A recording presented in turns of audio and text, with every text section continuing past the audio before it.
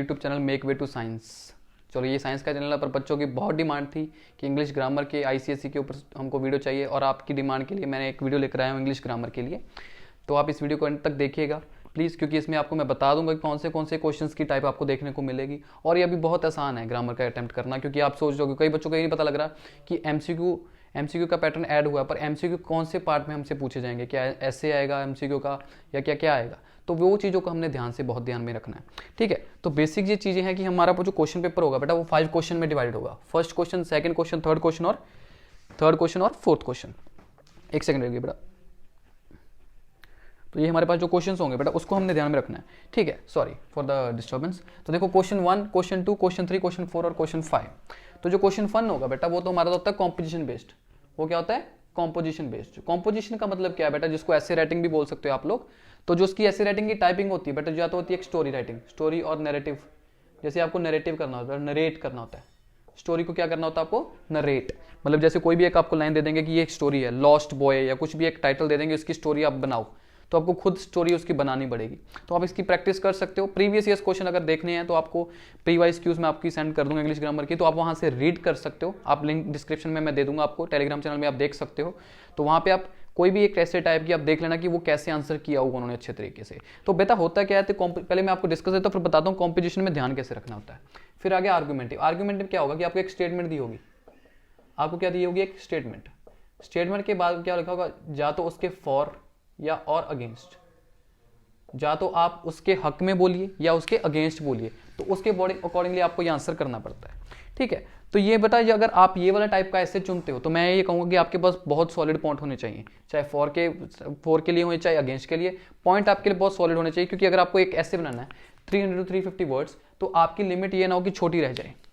200, 250 words का ऐसे नहीं रह जाना चाहिए, ठीक है। तो ये आपको ये होना क्या चाहिए कि ये आप अच्छे से आपके पास पॉइंट हो, पहले माइंड में पहले पॉइंट बना लेने हैं। फिर उसके बाद डिस्क्रिप्टिव। जैसे कोई भी सिचुएशन दे देंगे, जैसे सपोज करेंगे कि आप घर पे जा रहे थे, आपने देखा कि एक ओल्ड लेडी गिरी हुई थी, तो आप उसको घर पे कैसे लेकर गए, तो आपको पूरा डिस्क्राइब करना होगा।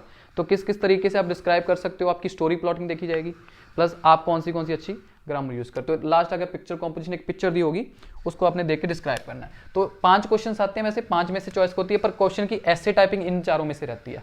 5 में से कोई भी एक चूज करना होगा आपको, ठीक है। अगर थोड़ी डिस्टर्बेंस आ रही है तो प्लीज उसको इग्नोर कर सकते हैं, कंस्ट्रक्शन चल रही थी घर पे। तो अब इसके बारे में आगे देखते हैं। तो आपने ऐसे करते वक्त क्या कर लेना है, तो पहली बात तो यह है कि आपकी जो पॉइंट्स हैं बेटा, जब आपको ऐसे आता तो आप पहले 1-2 मिनट लेके पहले पॉइंट सोचिए कि आपको किस ऐसे के बारे में ज्यादा पॉइंट्स आपके पास हैं, आप किस ऐसे को अच्छे से लिख सकते हो, आपके पास लिमिट खत्म नहीं होगी वर्ड्स की, कि आप अच्छे से उसको एक्सप्लेन कर सकते हो। सेकंड, वो ध्यान देते हैं बेटा ग्रामर पे ऊपर। एक बेसिक ग्रामर आपके पास होनी चाहिए अच्छी सी। टेंस का यूज अच्छा होना चाहिए, ठीक है। टेंस का यूज अच्छा करना है आप लोगों को बेटा। फिर उसके बाद और जो मेन चीज आपको, सिंपल सेंटेंसेस बच्चे बहुत लिखते हैं। He bought a pen, he bought a car, he bought a licks, मतलब एक एक सेंटेंस को ज्वाइन कर करके ऐसे बनाते हैं। तो आप अगर सेंटेंसेस कॉम्प्लेक्स लिखोगे और कॉम्प्लेक्स और कंपाउंड सेंटेंस लिखोगे एसेज में, मतलब जिसमें आप कंजक्शन वगैरह यूज करोगे। कॉम्प्लेक्स कंपाउंड सेंटेंस कौन से होते हैं बेटा? जिस सेंटेंस में कॉम्प्लेक्स कंपाउंड, जैसे 2 सेंटेंस को कंबाइन करके हमने एक सेंटेंस बना दिया। कॉम्प्लेक्स भी वही चीज होती है कि जब आपने काफी सेंटेंस को जोड़ के एक सेंटेंस बना दिया। जैसे मैं लिखूं कि Rahul went through a car whereas Seema preferred बस।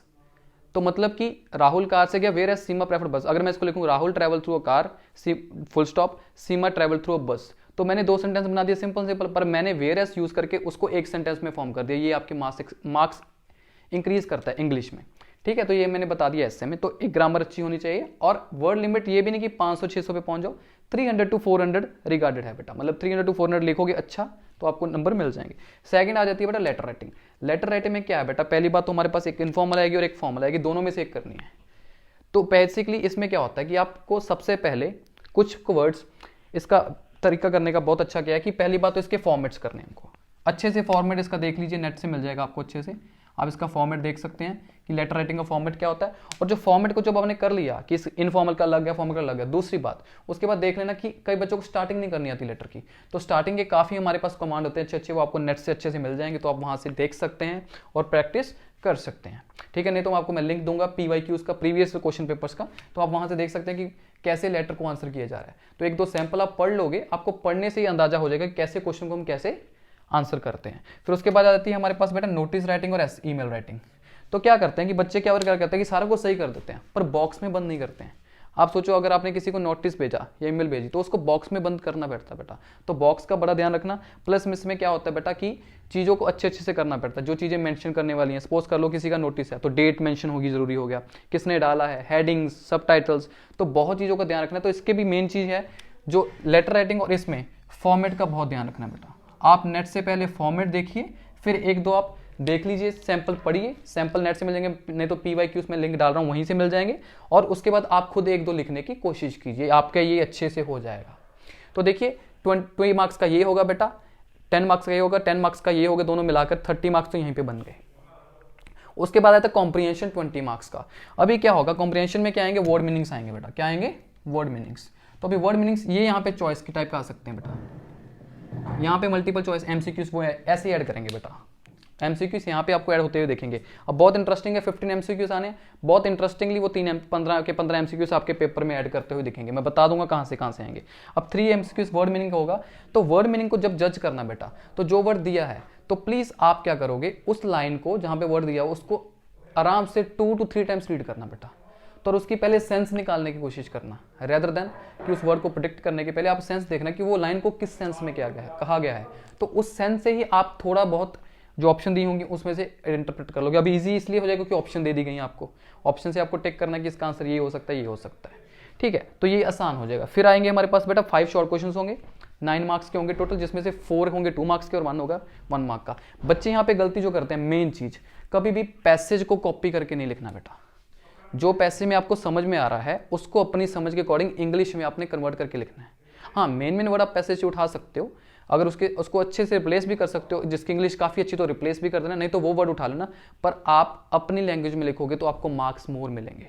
जब आप कॉपी पेस्ट करते हो कंप्रेंशन को तो वहाँ पे मार्क्स डिडक्ट होते हैं बेटा, ये चीज़ का बहुत ध्यान रखना है। फिर आगे हमारे बेटा समरी, थर्ड पार्ट होगा उसका समरी का, जो 8 मार्क्स का होगा। कोई भी एक सिचुएशन दे दी होगी कंप्रेंशन से उठा के, उसके बेस पे आपको समरी लिखने को देंगे। उस चीज़ को अपने बहुत ध्यान से रखना। बच्चे फिर उसको क्या करते हैं, कॉपी नहीं करना बेटा, अपने अकॉर्डिंग आपको क्या लग रहा है, ये 50 to 80 वर्ड्स के बीच में लिखने को बोलते हैं बेटा, मोस्टली 50 to 60 या 80 वर्ड्स। तो इसको आपने जैसे 8 to 9 10 लाइन्स का ये बन जाएगा, इससे 8 लाइन्स का मैक्सिमम। तो उसमें आपको अच्छे से उसको एक्सप्लेन करना है अपनी लैंग्वेज में। मतलब ये ना हो कि आप वहाँ से कॉपी करो बेटा, बस कॉपी पेस्ट यहाँ पे नहीं करना है, नो कॉपी पेस्ट। जब कॉपी पेस्ट करोगे कॉम्प्रिहेंशन से मार्क्स लूज करोगे। तो 3 MCQs आपको यहाँ को देखने को मिल गए।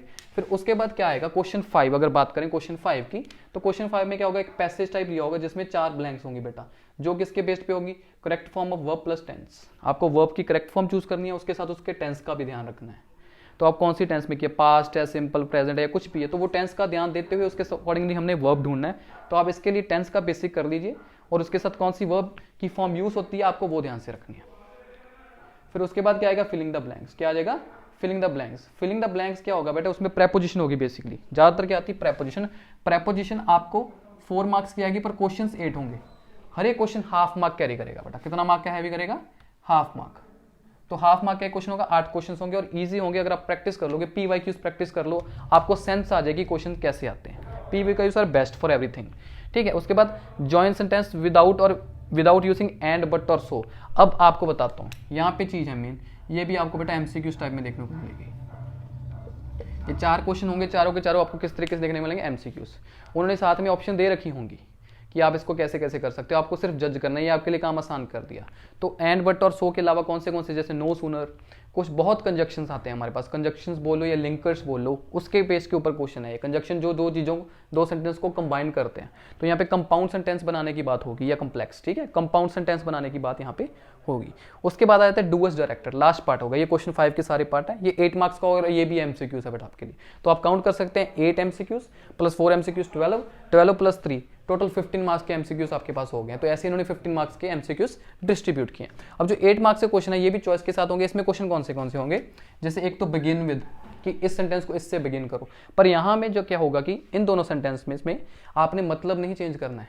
कई बच्चे क्या करते हैं कि बिगिन कर देते हैं पर लाइन का मतलब चेंज कर देते हैं। यहाँ पे मतलब चेंज मत करना। जो सेंटेंस पहले बोलना चाह रहा है, जो आपको दिया गया, जो उसका मतलब है, मतलब सेम रहे, पर उसको लिखना है हमने, रीराइट करना है। क्या करना है, रीट। अब तो MCQs हो गया, ये पॉइंट क्या हो गया, MCQs पॉइंट से हो गया। उसके बाद क्या आ गया बेटा, एंड विद कि इस लेटर से इसको एंड कीजिए, ये चॉइस दिए होंगे आपको 4 फिर लास्ट आता है यूज अ स्पेसिफिक वर्ड, एक स्पेसिफिक वर्ड दे दिया जाएगा, वो कहेंगे कि इसके बदले ये वाला वर्ड यूज करके ये सेंटेंस बनाओ। जैसे डाला होगा एप्रिशिएट, एप्रिशिएट की जगह पे बोल देंगे एप्रिशिएबल यूज करो, तो एप्रिशिएट को एप्रिशिएबल यूज करके दिखाना सेंटेंस में, पर मतलब चेंज ना हो। और इसमें कैसे सब्जेक्ट रहेंगे हमारे पास, डायरेक्ट एंड इनडायरेक्ट की फॉर्म में आएंगे, एक्टिव एंड पैसिव वॉइस की फॉर्म में आएंगे, और उसके बाद टाइप ऑफ सेंटेंस जैसे कंपाउंड सेंटेंस हो गया, कंप्लीट सिंपल सेंटेंस की फॉर्म में बनाने को आएंगे ये क्वेश्चन। डू एज डायरेक्टर का मतलब क्या होता है, ब्रैकेट में लिखा होगा कि आपने क्या करके दिखाना है, डू एज डायरेक्टर का मतलब ये होता है। तो ये आपके पास सारा फॉर्मेट आ चुका है, ठीक है। तो मैंने आपको डिटेलिंग में बता दिया है कि इन दोनों में जो मेन ध्यान रखा जाता है बेटा, फॉर्मेट का सबसे पहले मार्क है, फॉर्मेट के मार्क्स होते हैं इन दोनों में। यहाँ पे क्या है बेटा कि आपने अपनी पहले वर्ड लिमिट ध्यान से रखनी है, प्लस ग्रामर अच्छी यूज करनी है, स्टोरी इतनी अच्छी सेटअप होगी, ये ना होगी पहले आपने ऐसे शुरू कर दिया, हाफ में अगर आपको लगा कि लो हो ये तो आप ऐसे लिख नहीं पा रहे हो, कट कर दिया। तो पहले 5 मिनट बताओ बेटा, इन चीज़ पे 5 मिनट आराम से बताओ कि पहले देखो कौन सा ऐसे आप अच्छे से नरेट कर सकते हो, अपने मन में देखो पहले, फिर ये लेटर हो गई, फिर ये नोटिस हो गया और ईमेल होगी। तो और बॉक्स में रखना है किसको नहीं रखना है, तो ये चीज़ के फॉर्मेट्स बहुत ध्यान में रखने हैं, ठीक है। तो आज की वीडियो के लिए इतना ही, ठीक है। अगर आपको ये वीडियो अच्छी लगी और हेल्पफुल लगी तो प्लीज़ मेरे चैनल को सब्सक्राइब करना और इस वीडियो को बहुत सारा लाइक करना और प्यार देना, और इस मेरे चैनल को और शेयर कीजिए बेटा, जैसे आप प्यार दे रहे हो ऐसे ही देते रहना। Thank you so